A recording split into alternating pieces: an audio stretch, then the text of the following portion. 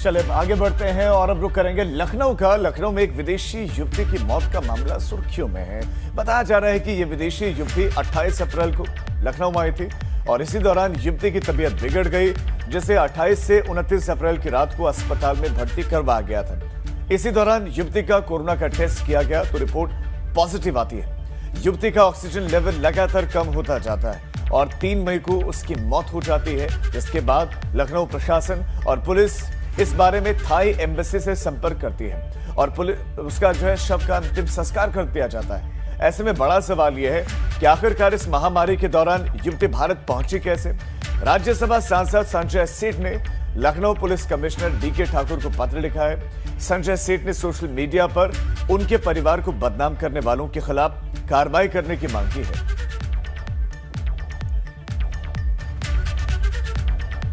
और पीलीभीत की बात करते हैं, जहां पर स्वास्थ्य विभाग की लापरवाही सामने आई है। कोविड अस्पताल में वार्डों में गंदगी का अंबार लगा है। आप तस्वीर देखिए, आपको ये तय करना मुश्किल हो जाएगा कि ये वार्ड है या तबेला है। मृतक मरीजों को ले जाने के बाद स्वास्थ्य कर्मियों ने संक्रमित पीपीई किट भर्ती मरीजों के वार्ड में ही फेंक दी। इसके बाद अब संक्रमित होने का खतरा और बढ़ गया। लगातार अस्पताल में 10 से 20 मौतों की वजह से पहले से ही दहशत का माहौल है। ऑक्सीजन न मिलने से लोग परेशान हैं और अब इस तरह का वीडियो स्वास्थ्य विभाग के अधिकारियों पर सवाल खड़े कर रहा है। आप देखिए, वार्ड के पास ही पीपीई किट पड़ी हुई है। वार्ड में ऐसी गंदगी है कि आपको देखकर घिन आ जाए और आप अंदाज़ा लगाइए कि एक संक्रमण से लड़ने के लिए इतनी गंदगी के बीच आखिर संक्रमण से कैसे लड़ा जा सकता है, बल्कि एडिशनल संक्रमण इन मरीजों को हो जाएंगे।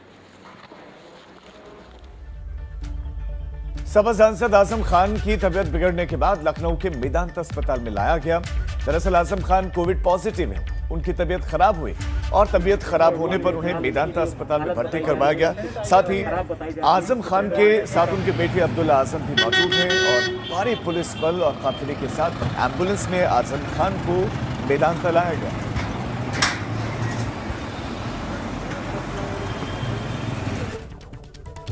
आजम खान को एम्बुलेंस से मेदांता अस्पताल लाया गया क्योंकि उनकी तबीयत बिगड़ गई। कोविड पॉजिटिव है आजम खान। अब जो खबर हम आपको अमेठी की दिखाने वाले हैं वो इस सिस्टम के सौदागरों को बेनकाब कर देगा। अमेठी की खबर में एसीएमओ आरपी गिरी पर संगीन आरोप लगा है। कोरोना काल में एसीएमओ पर रेमडेसिविर इंजेक्शन की कालाबाजारी का इल्जाम लगा और वीडियो भी वायरल हो रहा है। ये वीडियो वायरल होने के बाद प्रशासन में हड़कंप है। अब सीएमओ ने 2 सदस्यीय जांच टीम बनाई है, लेकिन हैरानी की बात है कि इस मामले में वीडियो बनाने वाले सीएमओ के ड्राइवर पर केस दर्ज किया गया है। तो आप समझ जाइए कि अगर भ्रष्टाचार को उजागर करने वाले पर केस दर्ज हो रहा है, यकीन मानिए ये जांच केवल तमाशा है, नाटक है, नौटंकी है। एसीएमओ का कुछ नहीं बिगड़ेगा। लेकिन आप वीडियो देख लीजिए, जिन्हें जिंदगी बचानी है वो लुटेरे बन गए। सुनिए।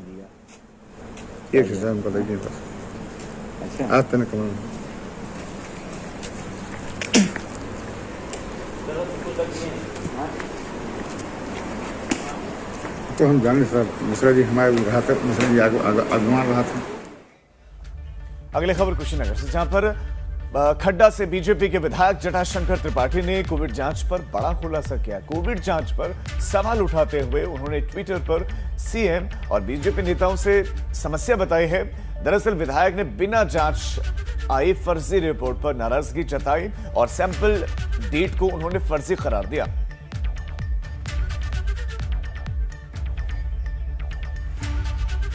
इस दिन के क्वारंटाइन के बाद से मैं बहुत ही खुश था कि अब मैं निगेटिव हूँ। एकाएक हमको पॉजिटिव रिपोर्ट पकड़ा दी गई और आज तो हद ही हो गई कि डिप्टी सीएमओ का फोन आता है और उनकी टीम कहती है कि आप पॉजिटिव हैं और 7 तारीख को आपका सैंपल लिया गया, 8 तारीख की रिपोर्ट आपकी पॉजिटिव आ गई। मैं हतप्रभ हूँ, डरा हुआ हूँ और आश्चर्यजनक ढंग से इस खेल को समझने की कोशिश कर रहा हूँ कि ये है क्या खेल। न तो सैंपल लिया गया, न तो कोई जांच आई, न किसी प्रकार की रिपोर्ट की बात हुई। और ठीक ऐसा ही खुलासा एबीपी गंगा ने किया था कि किस तरीके से जांच में खेल चल रहा है, लेकिन जांच के वादे हुए थे, जांच हुई नहीं। और आप देखिए कि एबीपी गंगा ने जो बताया था कैसे वो खुलासा पूरे प्रदेश में सामने आ रहा है। कोरोना काल में जहां स्मशान घाटों में लाशों की कतार लगी है, इस बीच बागपत के बड़ौद से सनसनीखेज खबर सामने आई है। यहां पुलिस ने एक ऐसे गिरोह का पर्दाफाश किया जो स्मशान घाट से मुर्दों के कफन और कपड़े चोरी कर लेता था और बाद में उन्हें नया करके बाजार में दुकानों पर बेच देता था। आरोपियों में एक कपड़ा व्यापारी भी है जो इस घिनौने धंधे का सरगना है। पुलिस ने आरोपियों के पास से भारी संख्या में चद्दर, कुर्ते, कमीज, धोती, शॉल सामान सब बरामद किए हैं और इनको गिरफ्तार किया है। तो देखिए, ये लुटेरे हैं जो मौत के बाद भी मृतकों का सामान चुरा रहे हैं। आप सोचिए इनकी क्या हालत है, ये इंसान है भी या नहीं है। थाना बलौत में या कस्बे में ये शिकायत बार बार प्राप्त हो रही थी कि एक दुकान से कुछ लोग जो कपड़े का व्यापार करते हैं वो शमशान घाटों से जो मृत व्यक्तियों के कपड़े चुराकर उनको धोकर और पुनः उस पर फर्जी स्टिकर लगाकर ग्वालियर की किसी कंपनी का लगाकर फिर नए के रूप में बेच रहे हैं। इस प्रकार की शिकायतों पर बलौद थाने की टीम ने कल 7 व्यक्तियों को गिरफ्तार किया है, जिसमें से एक ही घर के प्रवीण कुमार जैन, आशीष जैन और ऋषभ जैन हैं और बाकी उनके 4 अन्य साथी हैं। और अब बात मिशन संजीवनी से कोरोना विजय की। जी हां, इस वक्त वैक्सीन संजीवनी बूटी से कम नहीं। कोरोना से बचाव के लिए टीका सबसे कारगर उपायों में से एक है और ये ऐसा रक्षा कवच है जिससे लैस होने के बाद संक्रमण का खतरा काफी हद तक कम हो जाता है। इसीलिए केंद्र और राज्य सरकार की पूरी कोशिश है जल्द से जल्द ज्यादा से ज्यादा लोगों को वैक्सीन लगे। अब 18 से 25 साल के नागरिकों का वैक्सीनेशन जो है लगातार हो रहा है और 44 साल तक के लोगों को वैक्सीन लगनी है।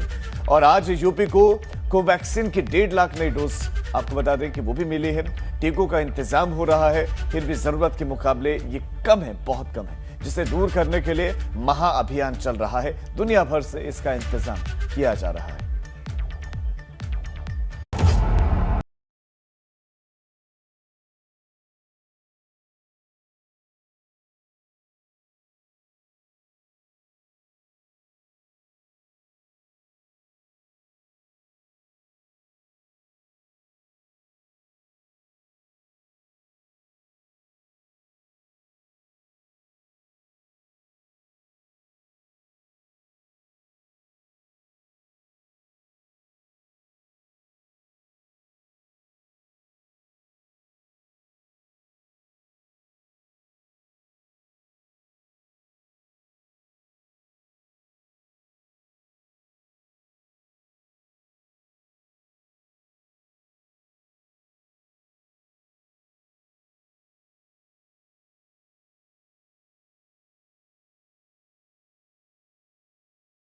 हिंदुस्तान के लिए कहर बन चुका है। 24 घंटे में 4 लाख लगातार केस मिलने से स्वास्थ्य व्यवस्था बेपटरी हो चुकी है। देश में 37 लाख से ज्यादा एक्टिव केस हैं। हालात काबू में करने के लिए 10 से ज्यादा राज्यों में सीमित लॉकडाउन या फिर कर्फ्यू लागू है। इन सब के बीच अच्छी खबर यह है कि टीकाकरण का आंकड़ा करीब 17 करोड़ तक जा पहुंचा है। आने वाले दिनों में संक्रमण की सुनामी को थामने के लिए टीकाकरण को सबसे बड़ा सुरक्षा कवच बताया जा रहा है। लेकिन जितनी वैक्सीन की जरूरत है उतनी इस वक्त देश में उपलब्ध नहीं, इसलिए उत्पादन बढ़ाया गया है और दुनिया भर से वैक्सीन की खेप मंगवाई जा रही है। हम आपको वैक्सीन यानी देश के सुरक्षा कवच का पूरा हिसाब किताब बताने जा रहे हैं, जिसमें कई बातें उम्मीदें बढ़ाने वाली हैं।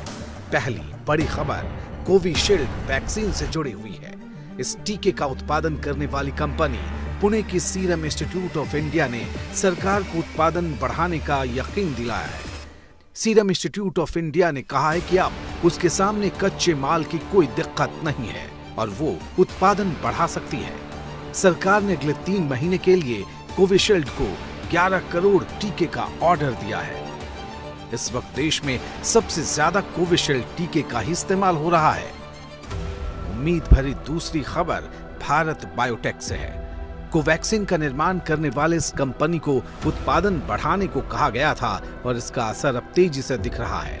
भारत बायोटेक ने जून तक 3 करोड़ टीके का उत्पादन करने का ऐलान किया है। इसके अगले कुछ महीने में कोवैक्सीन के 7.5 करोड़ डोज हर महीने बनाए जाने की घोषणा की गई है।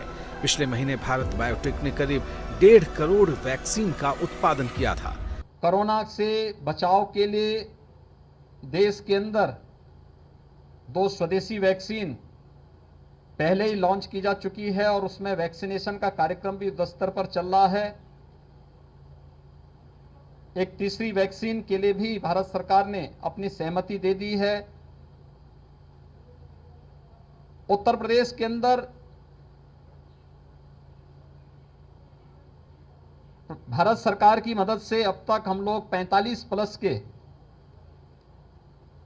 1,37,00,000 से अधिक लोगों को वैक्सीन दे चुके हैं और राज्य सरकार ने भी भारत सरकार की मदद से अपने स्तर पर 18 प्लस जिन लोगों को वैक्सीन देने की सहमति भारत सरकार ने दी थी, उनमें से 1 लाख से अधिक लोगों को हम वैक्सीन अब तक उपलब्ध करा चुके हैं। 45 प्लस से जुड़े हुए जितने भी लोग थे उनके लिए प्रदेश के हर जनपद में 4,500 से अधिक केंद्र वैक्सीनेशन के चल रहे हैं। मांग और आपूर्ति में तालमेल बनाने के लिए तमाम कदम उठाए जा रहे हैं।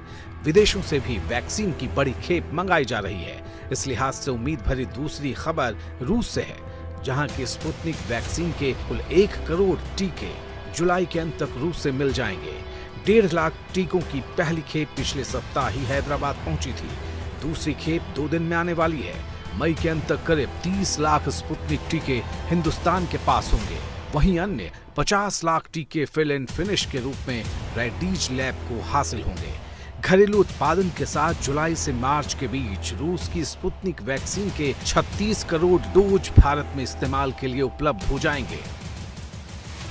इसके साथ ही अमेरिका की वैक्सीन के लिए भी हिंदुस्तान दरवाजे खोलने की तैयारी में है। अमेरिका की मॉडर्ना और जॉनसन एंड जॉनसन के टीके को मंजूरी मिल सकती है, जिसके बाद वैक्सीन की कमी काफी हद तक दूर हो जाएगी और कोरोना के खिलाफ देश का सुरक्षा कवच कई गुना मजबूत हो जाएगा। Bureau report, ABP Ganga. तो आपातकाल है, लेकिन ये कोशिश की जा रही है कि जो वैक्सीन की किल्लत है उसे कम किया जाए। अब पश्चिमी उत्तर प्रदेश की खबरें फटाफट अंदाज में देख लेते हैं। शुरुआत करते हैं। आगरा में कोरोना से पुलिसकर्मियों के बचाव और संक्रमित होने पर इलाज के लिए आगरा जोन के 8 जिलों में कई उपाय किए जा रहे हैं। जोन के सभी 198 थानों में स्टीम की व्यवस्था की गई है और डॉक्टर्स की तैनाती भी हर एक बैरक में की गई है। नोएडा में तेज रफ्तार के कारण डबल डेकर बस अनियंत्रित होकर पलट गई। इस घटना में दर्जनों यात्री घायल हो गए। घायलों को इलाज के लिए जिला अस्पताल में भर्ती करवाया गया है। मेरठ में स्वास्थ्य विभाग की बड़ी लापरवाही सामने आई है। 21 अप्रैल को अस्पताल में भर्ती एक संक्रमित की मौत हो चुकी थी। बावजूद इसके अस्पताल प्रशासन परिवार को किसी भी और हेल्थ अपडेट किसी और का हेल्थ अपडेट लगातार देता रहा।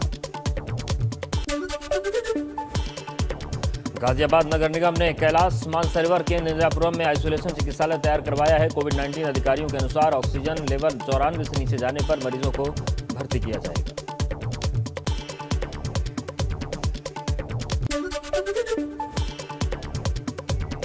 बीजेपी विधायक ने आगरा के एसएन मेडिकल कॉलेज पर गंभीर आरोप लगाए हैं। विधायक ने अपनी पत्नी को सही तरीके से इलाज न करने का अस्पताल पर आरोप लगाया है। विधायक का कहना है कि घंटों अधिकारी और डॉक्टरों ने उनकी शिकायत सुनी तक नहीं।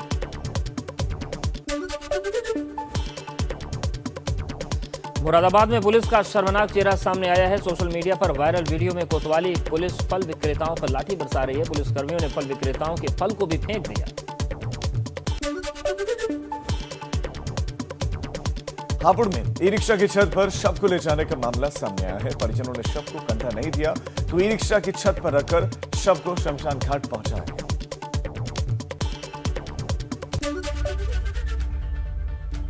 तो ये स्थितियां हैं और कुछ और अहम खबरें उनका हम रुख कर लेते हैं। उत्तराखंड में पिछले 24 घंटे के भीतर कोरोना के मामले कुछ कम हुए हैं। 24 घंटे के भीतर कोरोना के 5,890 नए केस सामने आए, जबकि कल 8,390 नए केस सामने आए थे। तो वहीं कोरोना से 180 लोगों की मौत हुई है, जबकि 2,731 मरीज अस्पताल से ठीक होकर डिस्चार्ज हुए हैं। प्रदेश में कोरोना के एक्टिव केस 74,114 हैं। उधर जिलेवार अगर हम बात करें तो अल्मोड़ा में 80, बागेश्वर में 5, चमोली में 229, चंपावत में 73, देहरादून 2419, हरिद्वार में 733 नए केस सामने आए, जबकि नैनीताल में 232 नए केस, पौड़ी में 272, पिथौरागढ़ में 215, रुद्रप्रयाग में 73 और टिहरी में 415 नए केस सामने आए।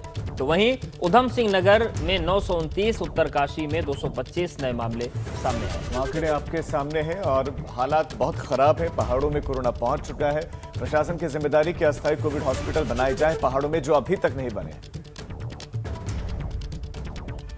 उत्तराखंड में अब 11 मई से लेकर 18 मई तक पूरे प्रदेश में कोविड कर्फ्यू लगा दिया गया है। दरअसल कल कोविड कर्फ्यू खत्म हो रहा था और इसे आगे बढ़ा दिया गया है और इस दौरान प्रदेश सरकार की तरफ से सख्त आदेश है कि कर्फ्यू का सख्ती से पालन कराया जाए।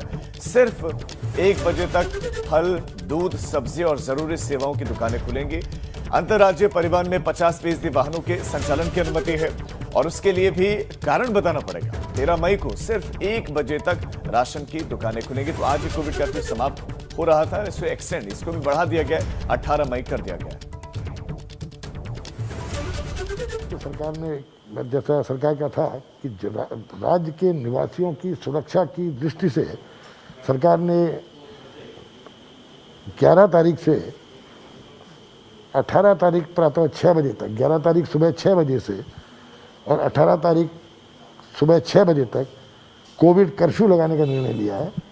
संपूर्ण राज्य में ये कर्फ्यू लागू रहेगा, जिसमें कई तरह की, जिस तरह आपका कुछ गतिविधियां, जो हमारी आवश्यक सेवाएं, वो गतिविधियां चलती रहेंगी। जो प्रेस के हमारे कर्मचारी हैं, मीडिया के जो हमारे साथी हैं, उनका जो आईडी है वही उनके लिए पास होगा। और चलिए सीधे रुक करते देहरादून का रवि कैदरा हमारे साथ जुड़ गए हैं। रवि, अगर हम बात करें वैक्सीनेशन की, बात करें संक्रमण की चेन को तोड़ने की, तो क्या कुछ कवायदे चल रही हैं और खास तौर से वैक्सीन को लेकर के अपडेट? जी बिल्कुल, देखिए, क्योंकि जो आज का दिन है, आज 1 बजे तक दुकानें खोली जाएंगी, लेकिन 11 तारीख से 18 तारीख तक अब जो कर्फ्यू है वो सख्ती के साथ लागू कर दिया गया है। पूरे प्रदेश में इसकी सख्ती देखने को मिलेगी और अब जो दुकानें हैं उनका समय भी घटा दिया गया है। अगर हम फल, दूध, सब्जी और मांस की दुकानों की बात करें तो वो सुबह 10 बजे तक प्रतिदिन खुलेंगी, लेकिन जो राशन की दुकानें हैं, शासकीय प्रवक्ता का कहना है कि वो 13 तारीख को ही सिर्फ 1 दिन के लिए खुलेंगी और इस दौरान जो है तमाम और जो चीज़ें हैं उनको सख्ती के साथ उन पर कार्रवाई की जाएगी, किसी भी तरीके से कोविड कर्फ्यू का उल्लंघन ना हो। तो ऐसे में एक तो पूरे प्रदेश में अब सख्ती के साथ कोविड कर्फ्यू लगा दिया गया है और ऐसे में 11 से 18 तारीख तक की कर्फ्यू है, क्योंकि पहले ही तय माना जा रहा था कि जिस तरीके से आंकड़े बढ़ रहे हैं, ऐसे में कर्फ्यू आगे बढ़ाया जाएगा और इसके साथ ही और सख्ती के साथ इसको लागू किया जाएगा। बिल्कुल, जो सरकार ने कर दिया है, कर्फ्यू को बढ़ा दिया गया है। रवि, मेरा एक सवाल जुड़ा हुआ है पहाड़ों से, क्योंकि पहाड़ों में भी अब केसेस आ रहे हैं और आंकड़े हमने दर्शकों के सामने रखे हैं, लेकिन पहाड़ों पर तो इंफ्रास्ट्रक्चर है ही नहीं।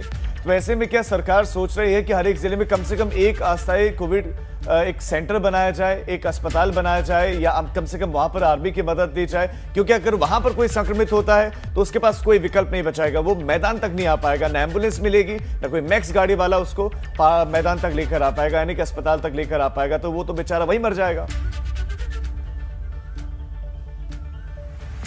निश्चित तौर पर राजीव, देखिए, उत्तराखंड की जो स्वास्थ्य सेवाएं हैं उन पर पहले भी कई दफ़ा सवाल उठे हैं कि, और इस समय तो हम बात करें तो महामारी है और ऐसे में जो पहाड़ी 9 ज़िले हैं वहां पर हमेशा ही स्वास्थ्य सेवाएं जो है कहीं ना कहीं उनके बेहाल देखने को सामने मिलते हैं। ऐसे में इस महामारी के बीच भले ही जो पहाड़ी जो अस्पताल हैं, बेस चिकित्सालय हैं, उनमें बेड्स की संख्या बढ़ाई गई है, लेकिन जो दूर दराज के इलाके हैं वहाँ पर आज भी वो सुविधा नहीं है कि लोग अपना RT-PCR एंटीजन टेस्ट करा सकें। इसके लिए 50 से 60 किलोमीटर की दूरी उनको तय करनी होगी। ऐसे में जो एक तरफ कर्फ्यू है और लोग, अगर हम बात करें तो पहाड़ों से इस तरीके की लगातार खबरें हैं कि कई गांव ऐसे हैं जहां पर लोग बीमार हैं और इस तरीके से लगातार जो कोरोना की जो दस्तक है वो पहाड़ों में ही हो ही चुकी है। हम प्रतिदिन देख रहे हैं कि पहाड़ी जिलों में भी काफ़ी संख्या में मामले बढ़ रहे हैं। तो ऐसे में सरकार की तरफ से हालांकि कोशिशें की जा रही हैं, जो बेस चिकित्सालय हैं उनमें ज़रूर ऑक्सीजन बेड और वेंटिलेटर्स और ICU की संख्या ज़रूर बढ़ाई गई है, लेकिन पहाड़ में जिस तरीके की संख्या है उस जनसंख्या के हिसाब से ये काफ़ी कम है और ऐसे में लोग दिक्कतों का सामना अभी भी कर रहे हैं। लेकिन ये ज़रूर कोशिश होनी चाहिए कि पहाड़ की जो स्वास्थ्य सेवाएं उनको और ज़्यादा दुरुस्त करने की आज ज़रूरत है और ऐसे में जो पहाड़ में अभी जो टेस्ट नहीं हो पा रहे हैं, क्योंकि लैब काफ़ी दूर है, जो मैदानी इलाके हैं वहाँ पर तो लोग सिम्टम्स आने पर टेस्ट कर लेते हैं, लेकिन पहाड़ों में ये व्यवस्था है। रवि, बहुत शुक्रिया आपका इस तमाम जानकारी के लिए। तो ये अब जिम्मेदारी सरकार की बनती है कि अगर आप अस्पताल खुलवा नहीं पा रहे हैं, अगर आप लोगों तक नहीं पहुँच पा रहे हैं, व्यवस्था नहीं पहुँचा पा रहे, तो कम से कम दूरस्थ इलाके के लोगों को वैक्सीन तो आप लाकर लगा दें। बिल्कुल, तो ये पूरी स्थितियां हैं और इन सब के बीच आपकी भी जिम्मेदारी बनी रहे, इसका भी ख्याल रखिएगा। फौरन हाजिर होते हैं। और चलिए अब उत्तराखंड की खबरों को सुपरफास्ट अंदाज में देख लेते हैं। बड़गुड़ के धारमंडल क्षेत्र में जमकर ओलावृष्टि और बारिश हुई। ओलावृष्टि से किसानों की फसलों को बड़ा नुकसान हुआ है। खेत खलिहानों की हरियाली ओलावृष्टि की वजह से सफेदी से ढक गई। उत्तरकाशी में पूर्व प्रत्याशी संजय डोभाल और स्वास्थ्य विभाग की टीम ने सैनिटाइजर, मास्क, ग्लूकोज आदि स्वास्थ्य संबंधी जानकारी गांव-गांव में वितरण किया। रुद्रपुर में दो पक्षों में चल रहे झगड़े के बीच बचाव करने पहुंचे बीजेपी विधायक पर एक पक्ष ने फायरिंग कर दी। बाल बाल बचे विधायक, मौके पर पहुंची पुलिस। हल्द्वानी में 18 से 45 साल तक के लोगों के लिए वैक्सीनेशन का काम होगा शुरू। 11,500 वैक्सीन हल्द्वानी पहुंचे।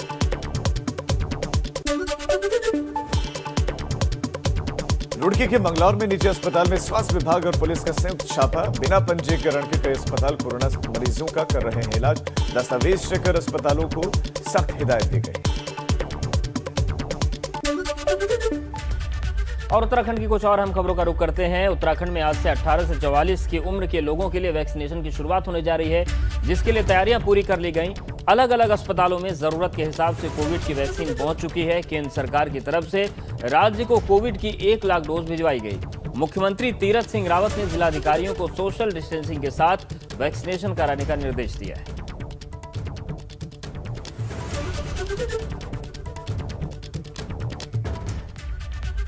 अल्मोड़ा के शहरी क्षेत्रों के साथ ही अब ग्रामीण क्षेत्रों में भी कोरोना के केसेस तेजी से बढ़ रहे हैं और जिले में लंबे समय से रोजाना 300 से ज्यादा कोरोना के मामले आ रहे हैं। ऐसे में विपक्ष के साथ ही अब सत्ता पक्ष के नेता भी राज्य में पूर्ण लॉकडाउन लगाने की मांग कर रहे हैं।